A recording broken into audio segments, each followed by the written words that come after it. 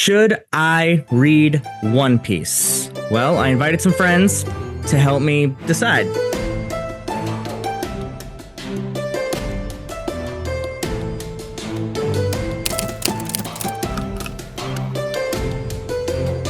So, since I have returned to BookTube, it appears that one particular thing has taken over and a lot of my friends are reading and a lot of my friends are big fans of, and that is the series One Piece. And I have been a little hesitant to jump in for a variety of intimidating reasons.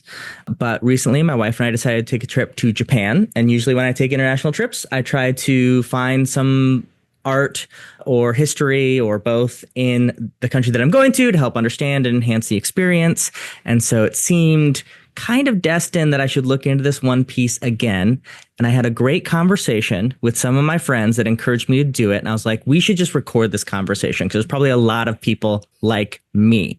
So without further ado, let me introduce two of my amazing BookTube / Discord friends, online friends, Rid from Ridbook and her fiance, Nat. Thank you guys for joining me and for your One Piece evangelism. Thanks for having us. Yeah, I'm very excited to spread the good word. Let's get right to it then, because I literally have like a list of questions that I have put down that I'm concerned about. Can you two tell me about how you started One Piece? Were you hesitant? Was it a friend who got you into it? What was exactly the path you took for One Piece? Nat, let's start with you because you seemed like you were ready to go.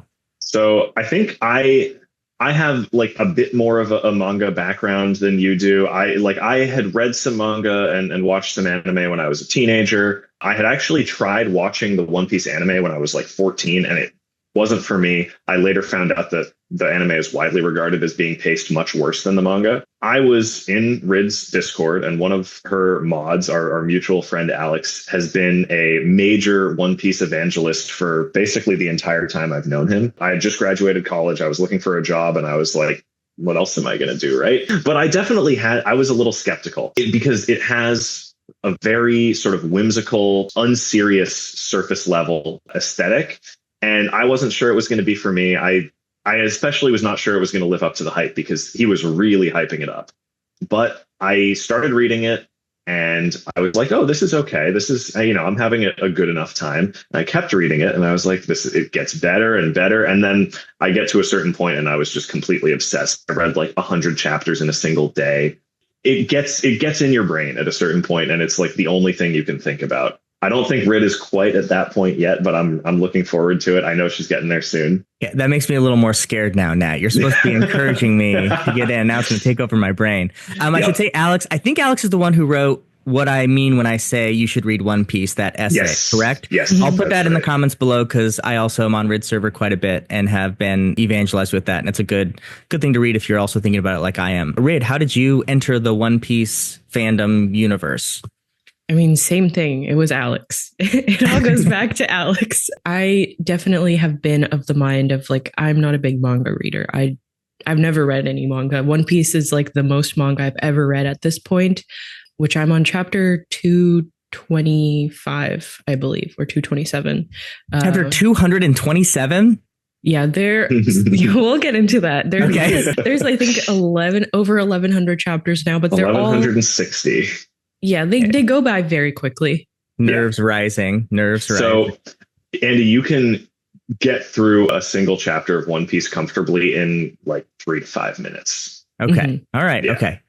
All right. Like Nat said, I have not hit the point yet where I'm completely obsessed with One Piece, but I will say that it has already surpassed my expectations. Even though I'm not obsessed with it at this point, I think that it is very clever. And I clearly see that Oda is going for something much deeper, very complicated, very complex, in the same vein as like Wheel of Time or Malazan, where they're planting things in like Gardens of the Moon that will come back around in The Crippled God. So now you're clearly just pandering to me, Rid. Well, but it's smart. It's smart. Well, yeah. And the thing that people say about one, at least that I've heard other epic fantasy fans say about One Piece, is that it is basically like you take the Wheel of Time and combine it with Looney Tunes, because you do have this like very fundamental core epic fantasy DNA, but in a much sort of goofier world that still has that cohesion and the like deep foreshadowing and world building that you expect from a proper epic fantasy story. Also the art. Like oh my God. I've started sort of like, it started not being as like at the front of my mind. But when I started reading One Piece, the thing that kept me going, even when it was like a little too childish in tone, was that the art is so funny and absurd, and Oda's ability to make these just absurd expressions on the character in such an over the top way is deeply entertaining. And there's like a very good humor to all of the art and all of the story in general, that it's nice to read after like a long day of, existing in the real world. Reading One Piece feels like a little break. Rid, do you, this is not on my list, but that's kind of, because I feel like we're similar readers, at least of like fantasy and sci-fi genre. Like, do you read One Piece kind of as a palate cleanser or while you're reading other stuff? Or is it sort of like the next thing on your TBR where you're focused totally on it? Yeah, it's definitely like a parallel thing. Like, I don't really think of One Piece as part of my TBR. It's like a thing I do in parallel to reading. And it's because it's so like short, like reading a chapter is such a quick little thing. It does feel like a different activity than sitting down and opening a book for me. Okay. I think also like the way, because it's paneled, it's drawn, it probably is tickling a different part of your brain. At least for me, I can go from, I'm tired of reading whatever book I'm reading, and then I can immediately pick up a chapter of One Piece. The other thing I'll say about the art is that I totally agree with Rid on like the way the art enhances the comedy and has this really nice sort of welcoming feeling to it, but also Oda's ability to draw expressions really goes into character as the series progresses and really heightens these like intense emotional moments. Whatever, wherever you are on that spectrum of emotions, he can draw because he stretches and draws these really exaggerated expressions that work so well for the story that he's telling and for the moments that he chooses to really target with that. So we're getting a little ahead, so I'm going to pull back for my initial question. Because I think my initial question was like, because I'm not a manga fan, manga. I mean, you can say it either way. It's manga. My naivete is showing. My first concern is like, how do I actually get my hands on One Piece? Like, am I going to be buying a ton of these books and collections? Am I going to be waiting at the library for forever, especially if there's like 200 plus chapters apparently, and Rid's like, I'm not even started basically. Like, how do I enter into the actual work itself? I'm a little intimidated by that. I think Rid and I both read One Piece the same way, which is go. We pay $10 per chapter and get them delivered to our house. No, I'm joking. It's really easy actually. Nat, if you want to take over, you can explain it. So One Piece is published by Shonen Jump, which is like the big sort of shonen manga. Shonen manga is like manga targeted specifically at young men and teenage boys. And Shonen Jump has an app that you can pay. It's like, I think you pay like $3 or $4 a month and you can read as many chapters as you want. I think they might limit you to like 100 chapters a day. You're barely ever going to hit 100 chapters a day. Part of the reason why I started reading One Piece, to go back to the first question, it's because of Nat. Like, Alex was the one who was always bringing up One Piece, but then Nat started reading it, and like, I saw how invested and excited Nat would get about One Piece. Another thing I'm concerned about is because there's so much of it, or it feels to me like there's so much of it. Are there like completed stories or places to take a break or like arcs? Like, can I like just do a little like bite off of like the first 120 chapters are like a good story? Because just an example, kind of to my taste, like I don't like TV shows as much as movies because I feel like they are designed not to have endings and designed not to give conclusions or bring characters to places, because then it has to end and it's supposed to just keep going. And I'm a little concerned with manga generally, but also with One Piece that like it's designed to keep going. And so is there going to be not a satisfaction in reading the story as there could be if it was, a finished complete tale? Yeah, you can absolutely like pick it up and put it down. That's what I've been doing pretty much. Like I'll read through the very clearly defined sagas. So like you start off and there's the East Blue Saga, and that goes up until chapter 100. I think so, yeah. Okay. And is that like stated, like it's clear, like in the context of the app or wherever you're, okay. Oh, it's not clear in the app, but it is, I can send you, so you have to promise not to look too deeply, because I will send you a wiki page that has a breakdown of where each arc and each saga I just ends. need like a PDF or like a shot. I can send you that. Syllabus. Yeah, that's probably better. I'll type that out and send it to you so that you don't accidentally look at a spoiler on the wiki. Okay. Yeah, that's what Nat's been doing. Is we're doing like a little talk show podcast thing where every time I finish a saga, Nat and I will sit down and talk about my thoughts, and he'll like assign me my next homework assignment. So it helps to have someone who's read the series, like sort of guiding you through a little bit. Is that public? Is that on your channel? Yeah. The first. Okay. Yeah. We have 2 episodes up. Okay. I don't watch the One Piece stuff, but now I know that I will have companions. You should not watch it until you are. You should watch the first episode after you finish chapter 100. So to the second part of your question, I actually think that's a really important point, and actually an issue in manga a lot is sort of not really being designed to end, and sort of constantly having these new stories that just come out of nowhere and keep things going. And I think that one of the things that's so special to me about One Piece is that it is one of the very few really long running manga that has a clearly defined endpoint that is always in sight. And I'm like he is always building towards it and introducing these new things, but everything is very clearly like, I know where we're going, I know where we're going to end, and I can see how this new story is building into that. And I think the problem with a lot of long running manga is that they're so weak on foreshadowing, because the author will just have a cool idea and then say, all right, here's our new arc. And it's a really like this cool idea I had that's not set up anywhere in the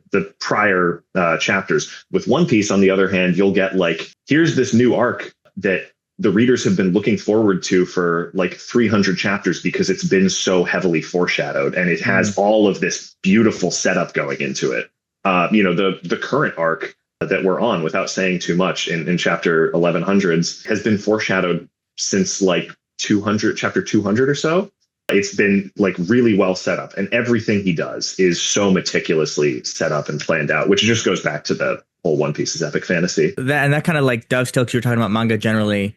Like that's just the next question I have is a manga general question, because I have never been in this genre ever, or this, I don't know if it's I wouldn't say genre, but like art form, way of telling stories. And I have some experience with like American graphic novels, like I've read Watchmen, certain comic book like arcs I've read, but I've never been like a consistent comic book reader. Like All-Star Superman's my favorite. I really like the big Batman ones, like Batman Year One, but like it hasn't been central really to get my stories. So is that something that I'm going to clash? Is there things I need to know about that? And it does feel a little intimidating just because it's like this massive, I know, worldwide thing that I have like no experience in. Maybe like Rid start, because you said earlier you're not really a big manga fan. How is that transition for you? Or not transition, but experience? Yeah, I will say that I have trouble like paying attention sometimes in a way, but that might just be like a personal problem. And what I mean by that is like, I get distracted really easily to the point where like, I usually don't even like to watch TV. Like I only really like to read books because it's something that grabs my attention in a sense. And sometimes I struggle with like reading One Piece and getting distracted really easily, but that might just be a pathology of my own. I think in general, it's really easy to just pick it up because it is very accessible. The only like main infrastructure things that you should be aware of is that you read right to left instead of left to right. So and on the app, it'll tell you like you swipe a certain way. Because I remember when I started reading it, I got really confused because I was swiping the wrong way.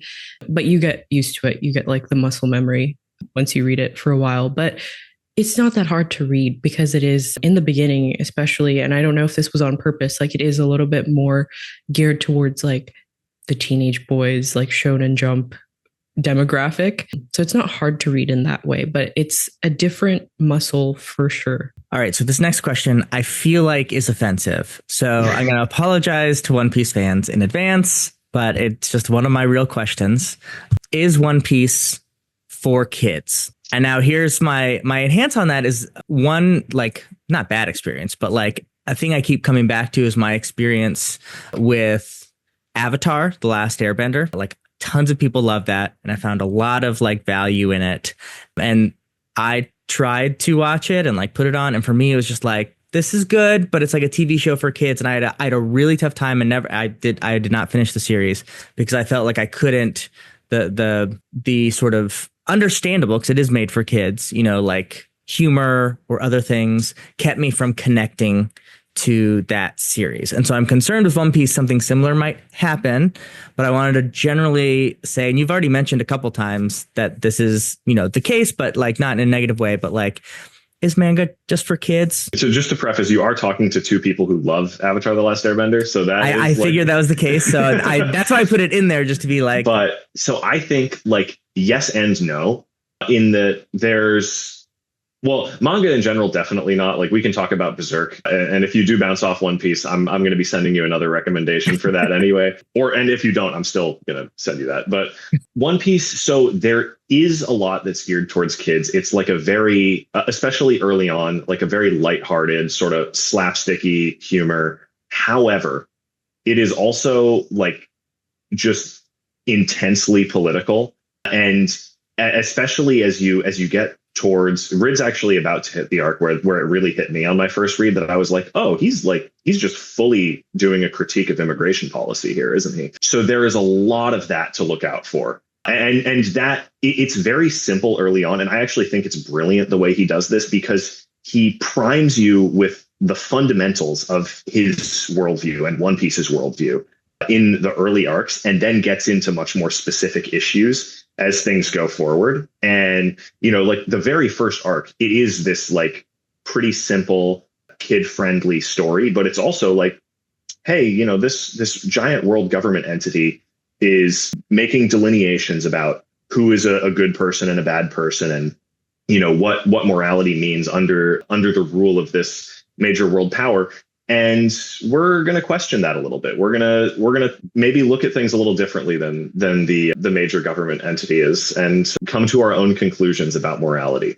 And I think that just primes you for this excellent exploration of the politics of the One Piece world that you go into deeper and deeper as things progress. So that said, you know, there is a lot of that sort of kid-friendly slapstick humor. It's, you know, he really likes drawing the characters like screaming and getting hurt. I would say if that bothers you, that might be one thing. If it doesn't bother you and it's just like you're not going to be laughing at all of that, then there's plenty more for you there. I feel like One Piece isn't just written for kids. Like, I think it was written with kids in mind, but it doesn't feel like it's specifically a work of children's fiction in that way. I think you'll find something that you like about it if you decide to stick with it. I gave one example that didn't work for me, but as you said, a lot of children's literature really has worked for me. I've really enjoyed reading Narnia.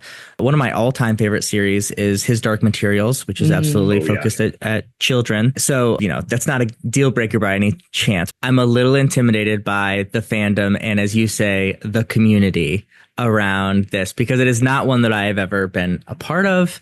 And it's just like massive. And even like making this video, I'm a little nervous on my channel, putting like, should I read One Piece, and getting like, I don't know, thousands of comments of like, yes, of course, idiot, or something like that. So like how both as like, maybe interesting, Rid and Nat, that you guys are content creators around One Piece at a certain point, but also like just the community generally, and how's your interactions been in that sphere? Yeah, they've been pretty chill, like really good. On our first episode that we did talking about the East Blue Saga, we got really great comments, just being encouraging and being like, welcome to this journey. And like people get really excited to like see people's reactions to certain things. So that's been really nice. It feels like you're reading it, and then there's like a bunch of people, like I just imagine like Nat, Alex, and like a bunch of people in the server like waiting for me to get. They're like in the stands, and you're just like at an ottoman reading. Yeah. Yeah. So it feels like an exciting thing to do when you start reading One Piece. And there's like a real energy to it that I enjoy. The One Piece community reminds me a lot of the Malazan community in that, like, there is nothing that a One Piece fan... Explain to me, Nat. I feel like you're but reeling me in. You know how I feel about Malazan. So it's like... and it's totally the same thing where it's like there is nothing a One Piece fan wants to do more than talk to you about One Piece. Sometimes for good and for evil. Yeah. But it's like because Rid's totally right. I go into the One Piece channel anytime someone is reading. It's like my first thing I do in the Discord is I go into the One Piece channel and see what they're posting on the new chapters. You know, I got my oldest friend to read One Piece about a year ago. And basically every night he would like stay up late reading. I would go to bed, and then every morning I would check, and I'd have like 50 missed texts from him, like reacting to a series of chapters. And that was a great way to start my day.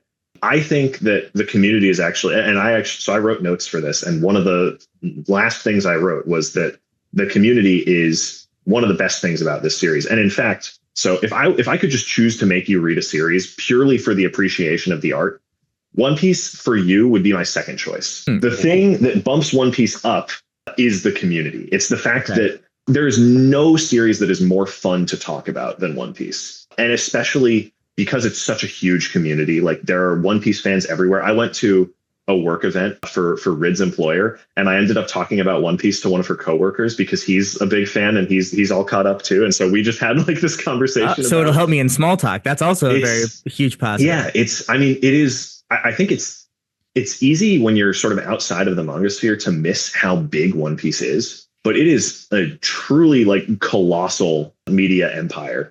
It's a huge series, and so there are millions of people who want nothing more than to talk about One Piece with you. And just because there is so much there, you know, from analyzing the themes to like just reminiscing about great moments to like meticulously theory crafting what's coming next, there's endless discussion to be had about One Piece. Can I ask what number one on what if you could have me read one series? Now I'm very curious. It's Berserk. Berserk. Oh, yeah, okay. It's because you've already read my top 3, so Berserk's my number 4. Okay. All right. Maybe this will be my pathway into manga greatness, I guess. Yeah. Okay. So this is my last question, and then I'll give you kind of the floor. Nat, you did notes. I don't want to miss anything from your notes. I have so much to talk about. But 4 hours later.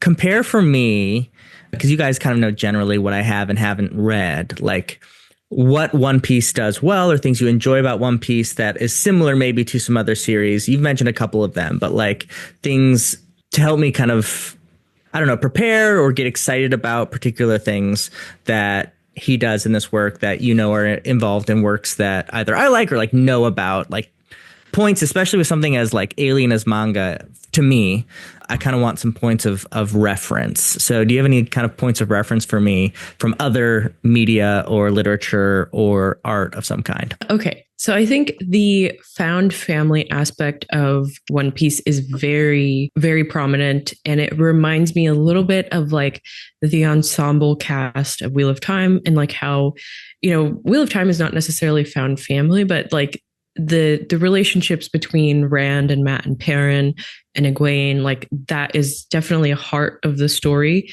And that's even more so in One Piece, where like Luffy and his friendships are so important. And I love reading, like I love the dynamic of the crew members and how it evolves over time as they start to pick up new crew members. I hope that's not a spoiler to say.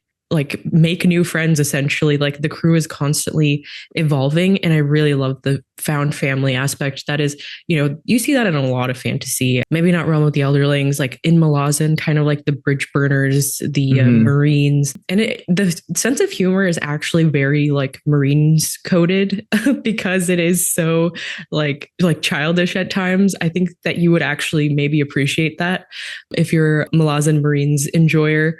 And like certain like the nautical aspects of it are like very live ship-y. The general like sense of wonder in the world and the absurdity of the world, I think just gives me that feeling that I used to get when I was like really young reading like Enid Blyton books. I used to read The Magic Faraway Tree. is it the Enchanted Chair? Like these were like British like children's stories, and they would like go to these random worlds, like the land of treats or the land of upside down, and it would be just like absurd stuff going on. And that is what One Piece gives me, like this like weird old fairy tale epic fantasy vibe in certain aspects. Oh, that sounds great. Yeah, like imagination is able to kind of run amok at times in a good way. I really like that comparison, especially because like so I have two that really come to mind. And the first one is The Hobbit, because One Piece is, I think, first and foremost a story about exploration and about the journey through this world. It is like the plot is very much structured to facilitate seeing as much of the world as possible.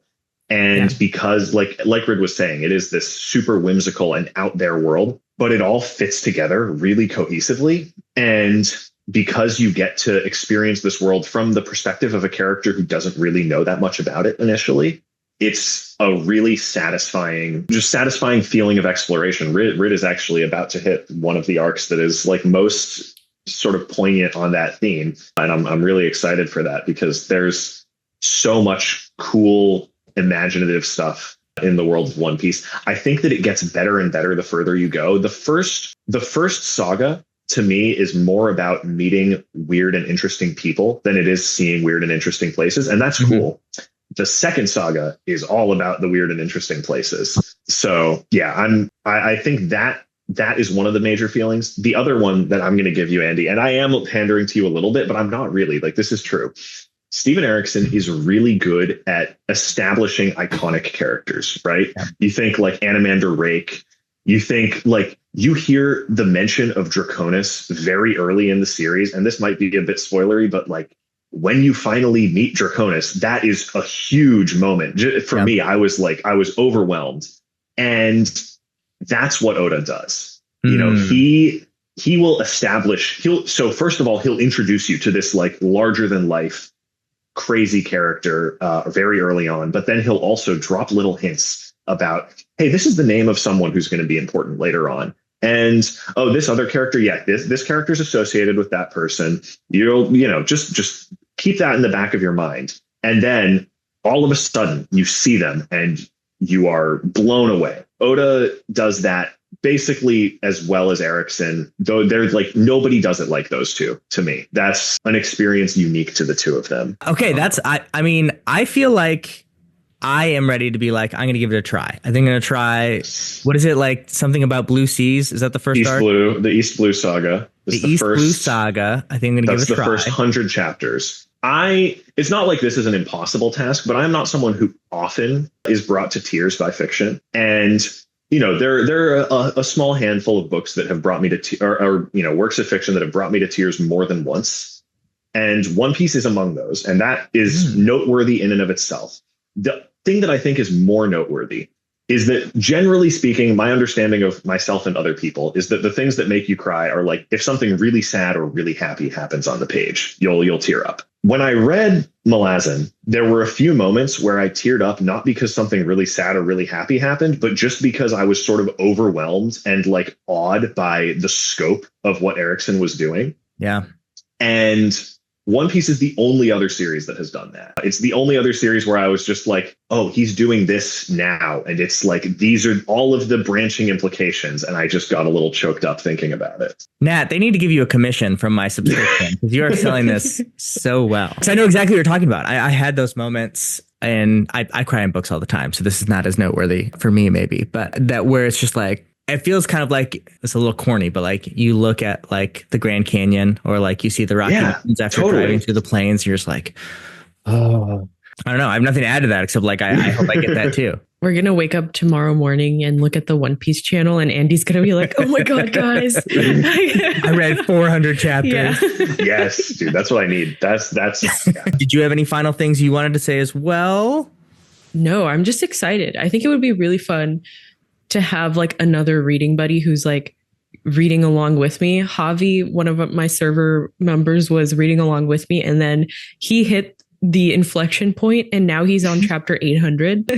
He started reading after me, so I've been left So the behind. inflection point is like somewhere around 300, it sounds like, or I would say it's in the 400s. In the early 400s, there is a moment where that's where it was for me. That's where it seems to be for most people, where you're like, oh, I get it now. My advice was just going to be that some people will jive with the series right off the bat, and that's great. For some people, it takes a bit more to get going. Basically, everyone says you need to read through the end of the East Blue Saga. And I do agree with that, because the final arc of the East Blue Saga is a major step. I was basically thinking, like, first couple arcs, this is fun. I'm having an okay time. And like, I'm not mad that I'm reading this, but I probably wouldn't read 1,000 chapters of this. Once I got to the end of the East Blue Saga, I said, if everything else is as good as that arc that just happened, I will be happy to read the 1,000 chapters.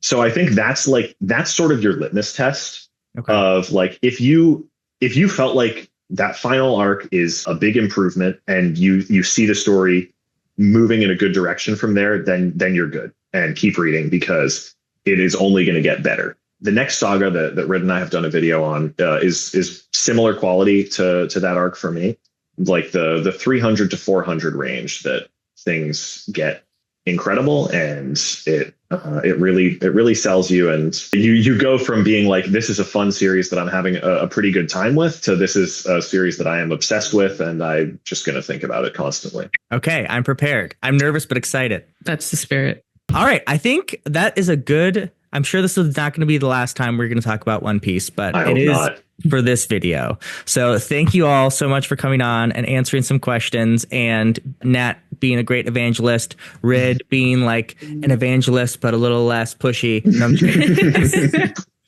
Please let me know if you have other answers to these questions, encouragement or not encouragement down below. Should I make One Piece content or not? Let me know in the comments. As always, first in, last out.